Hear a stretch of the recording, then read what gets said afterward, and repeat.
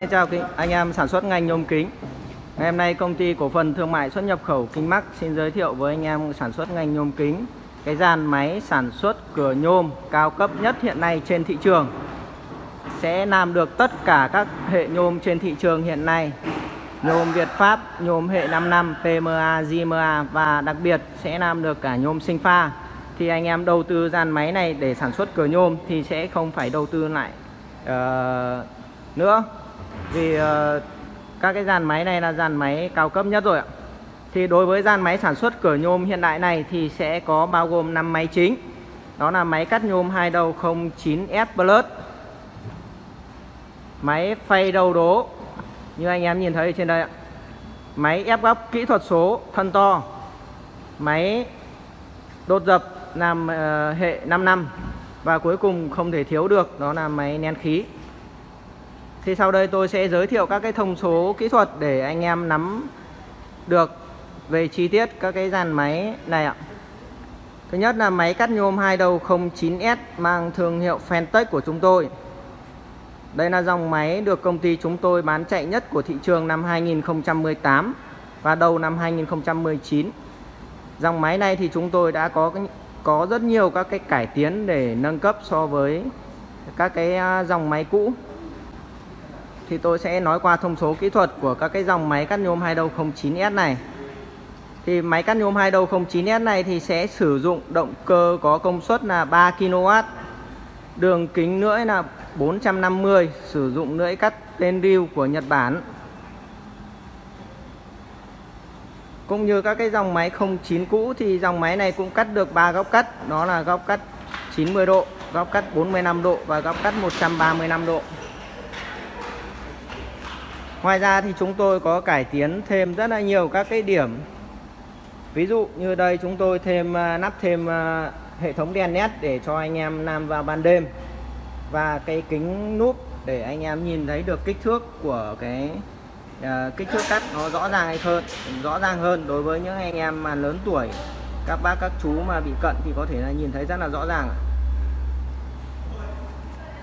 Ngoài ra điểm lớn nhất thì chúng tôi đã cải tiến cái hệ thống điện, thì anh em sẽ tham khảo ở đây. Hệ thống điện ở đây chúng tôi đổi hoàn toàn ra các cái linh kiện điện tử sang linh kiện của thiết bị của bên Schneider. Đây như anh em nhìn thấy ở đây, át này là át nhiệt, có 2 chế độ. Đây, khi nào mà át này là át nhiệt thì bảo vệ khi mà động cơ nó mà quá nóng thì cái át này nó sẽ tự nhảy. Khởi động từ, bộ chống đảo pha là bộ không thể thiếu. Và như anh em nhìn thấy ở trên đây thì các cái dây điện của chúng tôi hoàn toàn được bọc bằng 100% bằng nõi đồng và đi dây đánh số rất là cụ thể và rõ ràng. Đây là bộ chuyển đổi nguồn từ 220V sang 24V. Để bộ chuyển đổi nguồn đấy có mục đích sẽ là làm cho các cái van điện tử ở dưới này điều khiển.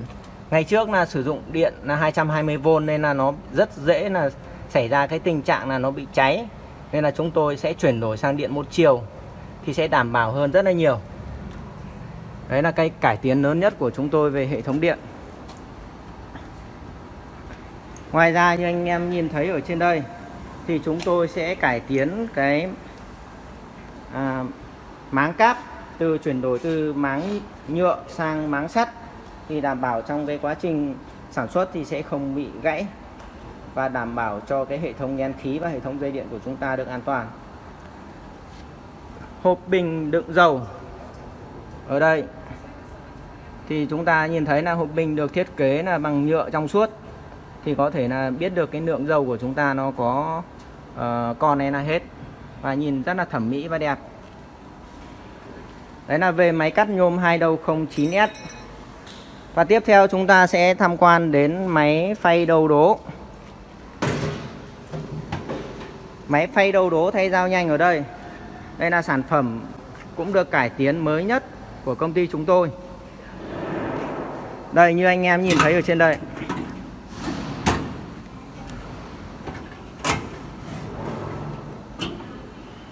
Anh em nhìn thấy trên đây, thường các cái máy thay dao nhanh này thì thường là sẽ có lưỡi sẽ được nắp trực tiếp vào motor.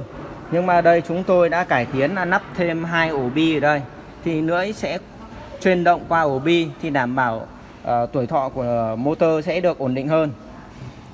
Và cái thứ hai nữa, chúng tôi đã nâng cấp nắp thêm cái piston dầu như anh em nhìn thấy ở trên màn hình ở đây, sẽ chuyển động tịnh tiến giống như cái con của máy cắt, thì sẽ đẩy cái lưỡi motor thì sẽ được ổn định hơn.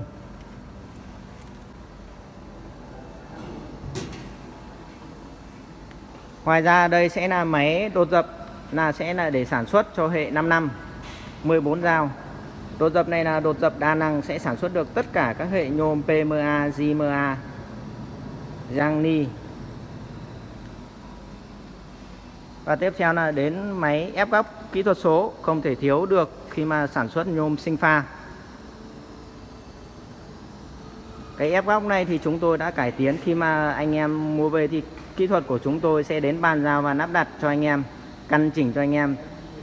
Các cái dao này là chúng tôi sẽ căn cho anh em, và anh em sẽ không phải thay dao lại một lần nữa, chỉ có điều chỉnh cái khoảng cách tiến vào của dao để mà ép các cái cây khung bao này của cánh cửa đi, cánh cửa sổ, cánh cửa đi mở trong, cánh cửa đi mở ngoài, cánh cửa sổ, rất là tiện lợi và dễ dàng.